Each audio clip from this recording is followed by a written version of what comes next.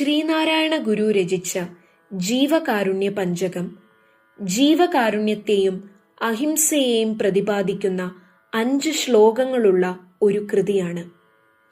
എല്ലാ മതങ്ങളുടെയും കാതൽ ഒന്നാണെന്നും അന്യജീവന് ഹാനി വരുത്താതെ സ്വാർത്ഥതയില്ലാതെ ജീവിക്കുന്നതിലൂടെ മാത്രമേ യഥാർത്ഥമായ ആത്മീയത നേടാനാകൂ എന്നും ഗുരുദേവൻ ഈ വരികളിലൂടെ ഉദ്ഘോഷിക്കുന്നു.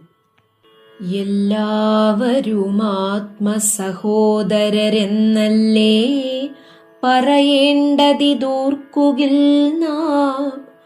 കൊല്ലുന്നതുമെങ്ങനെ ജീവികളെ തെല്ലും കൃപയറ്റു ഭുജിക്കയതും. കൊല്ലാവ്രതമുത്തമമാമതിലും തിന്നാവ്രതമെത്രയുമുത്തമമാം.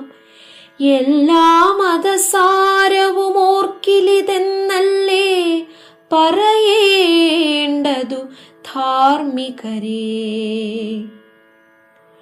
കൊല്ലുന്നതു തങ്കൽവരിൽ പ്രിയമാമല്ലി വിധിയാർക്കുഹിതപ്രദമാം. ചൊല്ലേണ്ടതു ധർമ്മ്യമിതാരിലുമൊത്തല്ലേ മരുവേണ്ടതു സൂരികളേ. കൊല്ലുന്നവനില്ല ഭുജിപ്പതിനാളില്ലെങ്കിലശിക്കുക തന്നെ ദൃഢം. കൊല്ലിക്കുക കൊണ്ടു ഭുജിക്കുകയാം കൊല്ലുന്നതിൽ നിന്നു മുരത്തുരകം. കൊല്ലായ്കിൽ ഗുണമുള്ള പുമാൻ അല്ലായ്കിൽ മൃഗത്തൊടു തുല്യമവൻ.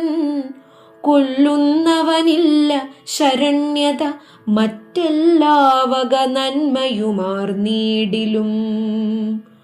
കൊല്ലുന്നവനില്ല ശരണ്യത മറ്റെല്ലാ വക നന്മയുമാർന്നീടിലും.